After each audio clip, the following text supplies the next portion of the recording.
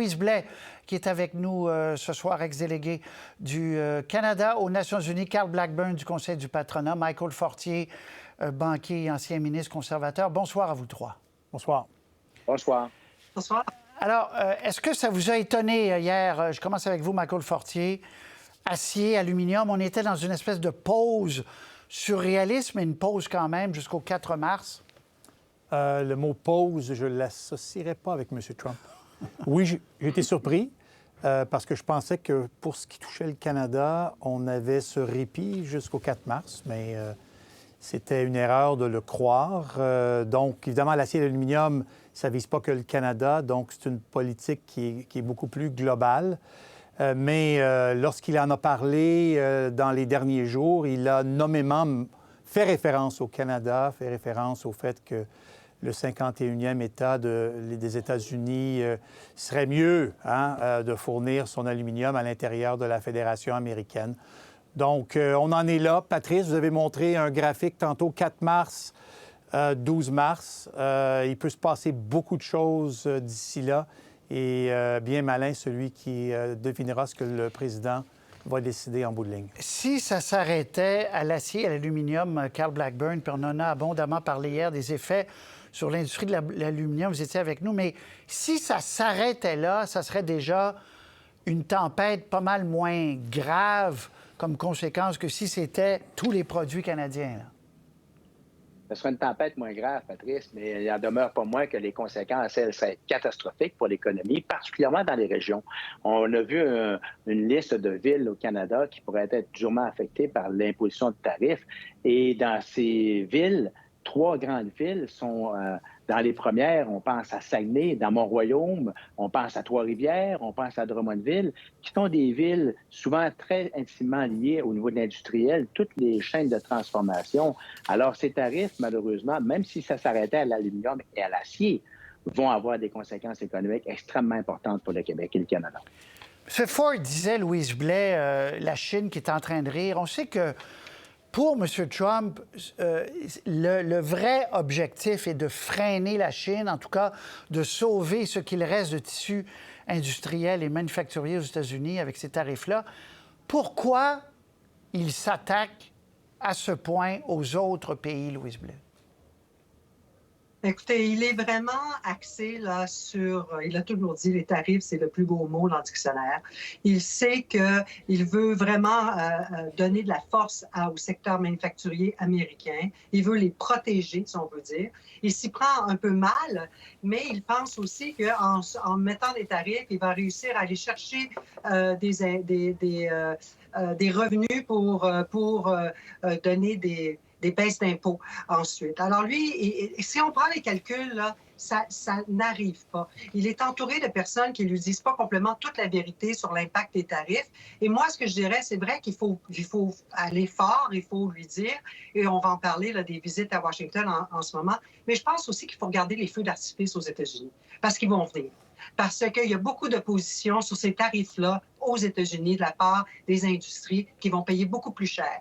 Je reviendrai un peu sur le fait que oui, c'est vrai que ça va affecter le Québec, mais dans un sens, on est un peu chanceux cette fois-ci que le tarif a été mis de façon mondiale, globale. On va être avantagé par rapport à d'autres industries à l'international parce qu'on est beaucoup plus compétitif. Alors ça va nous aider dans un sens. Il faut prendre les choses du côté positif. Mais pour regarder la dernière fois, lorsqu'il a mis les tarifs sur ces 2 secteurs-là, il n'y a pas eu d'augmentation vraiment perceptible d'investissement dans cette industrie-là aux États-Unis. Pourquoi? Parce que ce que Donald Trump fait, c'est qu'il crée de l'incertitude. Et l'incertitude, ça ne mène pas aux investissements. Bon. Alors, il faudrait, donc, il revient, il change d'idée. Pour le moment, tout le monde prend un grand respire et va attendre avant de prendre des décisions d'affaires. Alors, je ne pense pas qu'il va avoir des résultats qui laissent compte. Bon. Politiquement, Michael, est-ce que le Canada n'est pas, je dis bien politiquement, n'est pas obligé de riposter? Là, M. Trudeau dit oui, on sera ferme et tout ça. Mais il a dit que ça allait arriver acier, aluminium. Est-ce que le Canada n'est pas tenu de mettre des tarifs sur certains produits américains parce que on se fait gifler, la population canadienne s'attend à ce qu'on riposte, là? Pardon, oui, la population s'attend à ce qu'on riposte, mais les tarifs ne sont pas encore en vigueur. Donc, moi, je pense que l'approche de Trudeau, qui dit on se prépare, on aura une réponse ferme en temps et lieu, je pense que c'est la bonne approche.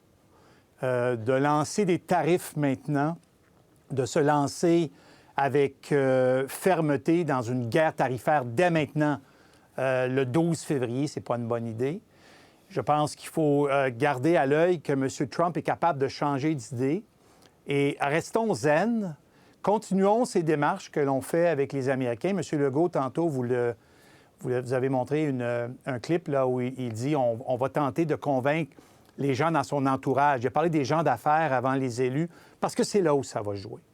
C'est avec les gens d'affaires, les gens qui ont son oreille, les gens qui sont des gestionnaires d'entreprise, des gens qui sont touchés par ces tarifs potentiels, qui vont être capables de lui expliquer comment les objectifs qu'il a tablés pour les tarifs, comment ces objectifs-là vont jouer contre l'économie américaine. Mais vous dites, êtes-vous d'accord, Carl et Louise, que pour l'instant, ce n'est pas le moment de donner des tarifs, d'annoncer des tarifs sur le jus d'orange, sur le Bourbon ou sur les Harley-Davidson, là, Carl? Bon, on a déjà démontré qu'on était capable d'identifier des produits. Il faut être très chirurgicaux. Et dans ce contexte-là, je suis d'accord avec Michael. Attendons que le 12 mars arrive avec l'imposition des tarifs, parce que d'ici ce temps-là, il y a beaucoup de choses qui peuvent se produire. Mais effectivement, si le 12 mars, la décision du président Trump est en vigueur, bien, nous avons déjà dans les cartons des mesures tarifaires qui vont tout de suite être imposées du côté américain. Et on l'a toujours répété, Patrice, il n'y a personne qui va sortir gagnant de cela. Mais je pense que la stratégie, elle est bonne et il faut l'utiliser de cette façon. Et je reviens sur les visites du côté américain parce qu'encore une fois, je pense qu'effectivement, le milieu économique va réussir encore à sensibiliser l'administration Trump des conséquences négatives pour leur propre économie dans un contexte de guerre tarifaire. D'ailleurs, les premiers ministres sont là aujourd'hui. Bien, on le voit, là. Pardonnez-moi, Carl, oui. Je vais expliquer aux gens ce qu'on voit, là. C'est M. Legault qui est à Washington. Oui. Il est reçu par l'industrie de l'aluminium, donc aux États-Unis. Il y a une série de rencontres avec des gens d'affaires aujourd'hui, des élus. Ce sera demain au Congrès. C'est important, ça... Oui, il faut le faire, Louise Blais, mais dans quelle mesure, avec la présidence Trump, ça reste périphérique? Bien, oui, ça reste périphérique, mais je pense qu'il faut travailler nos relations. Il faut être là. Il faut leur démontrer que la relation est importante. Il ne faut pas avoir l'air de dire, nous, on s'en fout. Je pense qu'il faut être toujours présent. Les relations sont importantes, mais je suis tout à fait d'accord que c'est pas nous directement qui allons changer les idées à la Maison-Blanche. Ça va prendre les industries, ça va prendre les conseillers qui vont réussir et les élus. Quand le moment sera venu, le moment ne semble pas être toujours là, il ne semble pas être aussi vite qu'on voudrait, mais il vient toujours. Alors, je pense que c'est important d'être là, de faire savoir, parce qu'on a toujours un peu une éducation à faire. Moi, je le sais, quand j'étais consul général, on rentre dans un bureau d'un représentant ou d'un sénateur, les connaissances ne sont pas toujours au même niveau. Alors, d'arriver, d'avoir des messages, mais ce n'est pas juste les messages, c'est le ton. Il ne faut pas arriver là. Moi, je ferai attention, des fois, avec Doug Ford, là, il faut faire attention. Il faut arriver avec un ton où on écoute, on est prêt à entendre ce qu'eux ont à dire, parce que c'est de l'intelligence qu'il faut assembler. Mais aussi, il faut faire preuve de tact. Il faut avoir l'air confiant. Il faut avoir l'air de vrais partenaires. Il ne faut pas arriver toujours avec des plaintes. Il faut toujours être dans l'industrie. Mais Monsieur Ford, Louise, vous avez raison, mais Monsieur Ford, son auditoire, il n'est pas à Washington, il est en pleine campagne électorale. Ouais. Son auditoire, M. Ford, lorsqu'il fait preuve pas d'agressivité, mais de fermeté. Voilà, merci, Patrice. Vous êtes comme un dictionnaire de synonymes. Alors, lui, son auditoire est en Ontario. Lui s'adresse à l'électorat parce qu'il y a une élection en Ontario. Donc, on peut comprendre pourquoi M. Ford a cette attitude. Bon, très bien. Oui, mais ce que je voulais dire, c'est qu'il faut faire attention parce que ça ne fonctionne pas nécessairement très, très bien avec les Américains. Alors, il faut juste savoir mesurer. Mais c'est vrai que pour l'instant, si on s'en fait au sondage, ça a l'air de fonctionner pour Doug Ford. Alors, je ne m'attends pas à ce qu'il change de ton, malheureusement. Oui, il a Capitaine Canada, il y a sa lutte ici. On va écouter Dominique Leblanc qui, lui, va aller rencontrer le secrétaire au commerce Ludnick demain. On écoute. C'est l'imprévisibilité d'avoir une conversation avec les Américains sur qu'est-ce qu'ils souhaitent régler en termes d'échanges commerciaux, puis comment on peut se retourner ou se tourner vers une entente qui est fiable. Ultimement, ce n'est pas dans l'intérêt de l'économie américaine, des consommateurs américains d'aller de cette façon-là. C'est ça la discussion que j'espère avoir avec le secrétaire Lutnick. J'ai envoyé des textos en fin de semaine, encore tard hier soir. Bon, Dominique Leblanc, il le dit beaucoup depuis plusieurs mois, il est en contact heure par heure avec ces gens-là, mais je vous repose la question, dans cette nouvelle planète-là qui est arrivée, ou cette nouvelle étoile qui est arrivée à Washington, même si Lutnick lui dit, regarde, je trouve que c'est une bonne idée, il faut que le patron, Carl Blackburn, soit d'accord, là. Tout à fait. Alors, il y a beaucoup d'incertitudes avec les réactions du patron du secrétaire d'État. Et dans ce contexte-là, je pense que oui, les missions politiques sont extrêmement importantes, Patrice, mais en même temps, il faut prendre pour acquis qu'on ne reviendra pas en arrière. Il y a eu, comme le dit M. Charest, un wake-up call à l'économie canadienne. Il y a un lien de confiance qui est brisé avec les Américains et j'entends bien ce que Louise mentionne par rapport à notre ton à adopter avec eux. Bien évidemment, on le fait sur une base de relations d'affaires et une forme de respect mutuel. Mais il y a quelque chose qui a été brisé et il ne faut pas généraliser à l'ensemble de la population américaine. Il y a vraiment quelque chose de concret avec la présidence et son entourage. Et dans ce contexte, oui, les missions politiques sont importantes, les missions économiques également, mais nous, de notre côté, comment pouvons-nous nous préparer à ce que ce changement-là serve l'intérêt économique du Canada? Et c'est dans ce sens-là qu'il y a des mesures très concrètes qui peuvent être mises en place rapidement. Il y a beaucoup d'outils que nous avons entre les mains qui doivent permettre à une certaine croissance malgré le contexte difficile dans lequel on risque de se retrouver du côté canadien. Oui, il y aura des programmes d'aide préparés sur la table à dessin. Votre ancien patron, Michael Fortier, Stephen Harper, a signé une lettre avec Paul Martin, Jean Chrétien, Kim Campbell, Joe Clark. En fait, c'est tous les ex-premiers ministres encore vivants qui ont signé une lettre sur le sentiment national canadien de fêter le drapeau et tout ça. On revient à ça parce que, oui, on est dans la fièvre, puis on verra quand la fièvre va redescendre. Mais il y a au Canada des forces qui bougent actuellement, Michael Fortier, qu'on note, là, qui sont intéressantes à noter, d'un océan à l'autre. Oui, bien, c'est sûr. Qui n'est pas affecté par ça? On est tous affectés. Un professeur d'école enseigne à des enfants qui travaillent dans une usine, dont les parents travaillent dans une usine qui exporte aux États-Unis. Donc, tout le monde est affecté par ça. C'est normal qu'il y ait un vent de solidarité. J'étais très content de voir Stephen Harper participer à cet exercice avec les autres premiers ministres toujours vivants. On a souvent accusé Harper, même récemment, d'être un apôtre de Trump, et c'est très mal le connaître. Et je suis content de voir qu'il prend ses distances des politiques du président américain, même s'il est probablement le Canadien avec les meilleures entrées dans l'entourage de Trump, parce que M. Harper, depuis qu'il a quitté la politique, entretient des relations avec des groupes conservateurs aux États-Unis. Mais il a gardé son indépendance d'esprit. Et Harper peut jouer un rôle, je pense, d'entremetteur avec l'administration Trump. Mais en même temps, je trouve ça très rafraîchissant de le voir s'exprimer aussi librement sur ce qu'il considère être inacceptable de la part du gouvernement américain. Voici un extrait de cette lettre issue tous les 5 de partis politiques différents.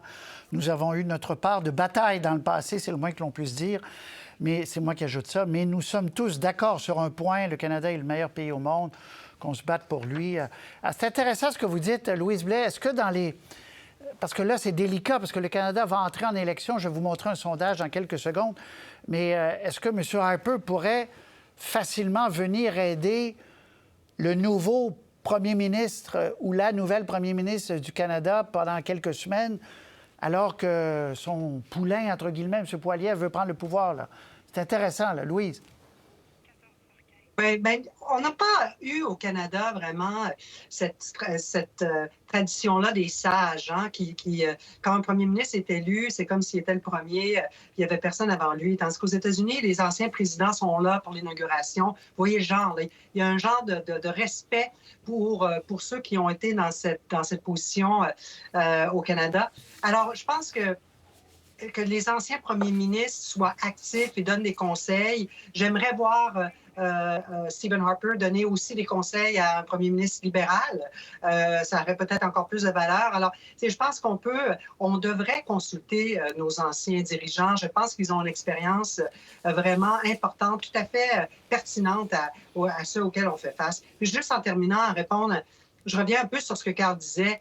C'est bien, là, ce sentiment national-là, on est tous ensemble, on est solidaires, mais maintenant, il faut le canaliser vers ce qu'on doit faire au Canada. C'est bien d'être un peu choqué contre les Américains, de ne pas aller aux États-Unis, de ne pas acheter les produits américains.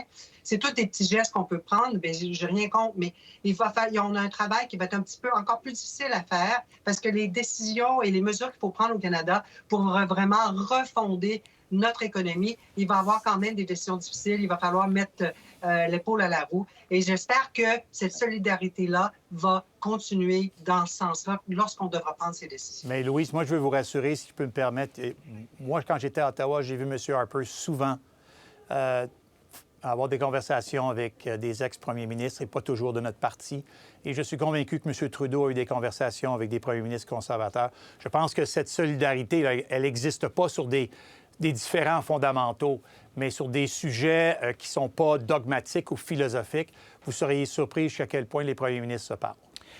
Et je parlais de plaques tectoniques. Troisième sondage même qui confirme la remontée des libéraux.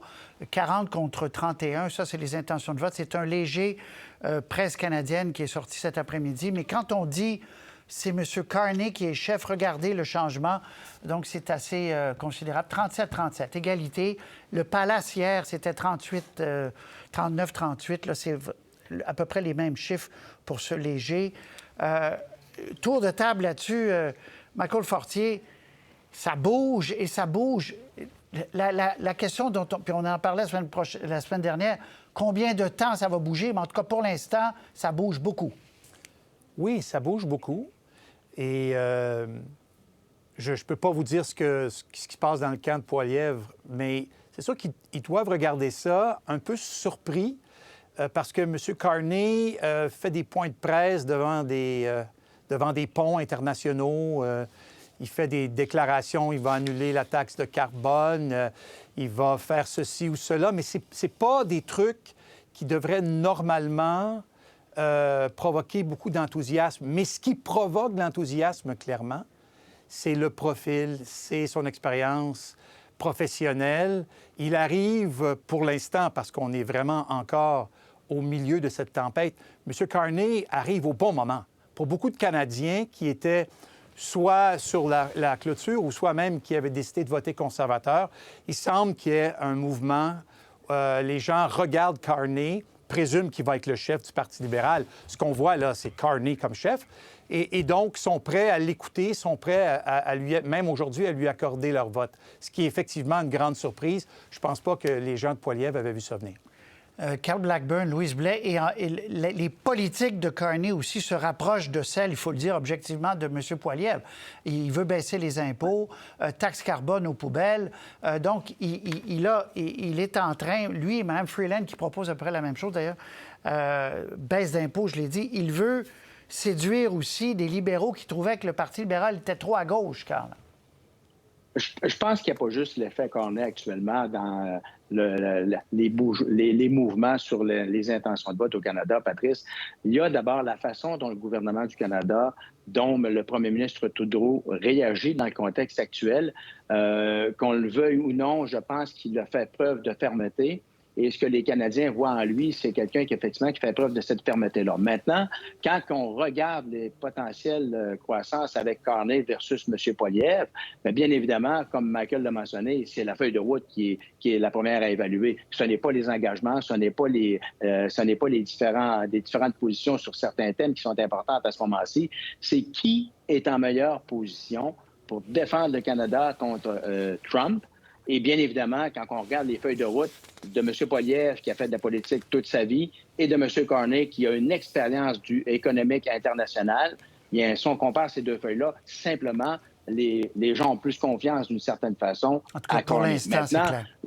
Ben, pour l'instant, mais la campagne électorale, Patrice, va nous amener son lot de nouvelles, mon son Dieu, lot c'est même pas d'échanges, commencé, là. son Ouais, lot ouais, de discussions. On n'est même pas commencé. Alors, aujourd'hui, c'est les données que nous avons. La semaine prochaine, ça risque d'être d'autres choses. Et en campagne électorale, nul ne peut prédire quel sera le résultat en fonction des photos que nous avons aujourd'hui. En effet. Louise Blais, un petit mot là-dessus sur la joute politique qui a changé avec l'effet Trump. Ben, c'est ça. C'est sûr que c'est l'effet Trump. Je vois mal comment Mark Carney aurait tellement séduit sans pas faire grand-chose à date, là. Et c'est pas le vent de changement qu'on penserait qui aurait apporté ce genre d'engouement, là. Alors, ça reste à voir. Maintenant, ça va être intéressant de voir. Ben, en fait, je reviendrai sur le fait que ce que Carl a dit, c'est vrai. C'est que malgré tout, on regarde, là, on n'est pas... En décembre, il y avait un manque de confiance marqué envers le gouvernement libéral par rapport à la gestion de Donald Trump. Là, tout d'un coup, ça a chaviré. On est au début février et tout d'un coup, les Canadiens trouvent que ça s'est bien géré. Et je pense que c'est pas juste le premier ministre, c'est qu'on a quand même certains gros canons du cabinet qui ont décidé pas de se présenter et qui gèrent la relation en ce moment. On a parlé tout à l'heure de Leblanc, Dominique Leblanc. Je pense que c'est un facteur important. Il a fait preuve. Vraiment, il a développé une relation avec Lutnick. Il s'est presque acharné. Et je pense qu'on a vu aussi Mélanie Joly faire des voyages. Ça aussi, ça a calmé le jeu. Ça montrait que le gouvernement fonctionnait même si le Parlement n'était pas siège. Ça a aidé. Louise Blais, Carl Blackburn, Michael Fortier, merci beaucoup. À très bientôt. Pendant qu'on voit ceux qui se posent la question, là, c'est M. Trump qui est avec Elon Musk. Il parle de bureaucratie et qu'il faut alléger la bureaucratie aux États-Unis. Alors, le rôle d'Elon Musk est toujours aussi controversé là-bas. Merci à vous trois. Bonne soirée. À très bientôt.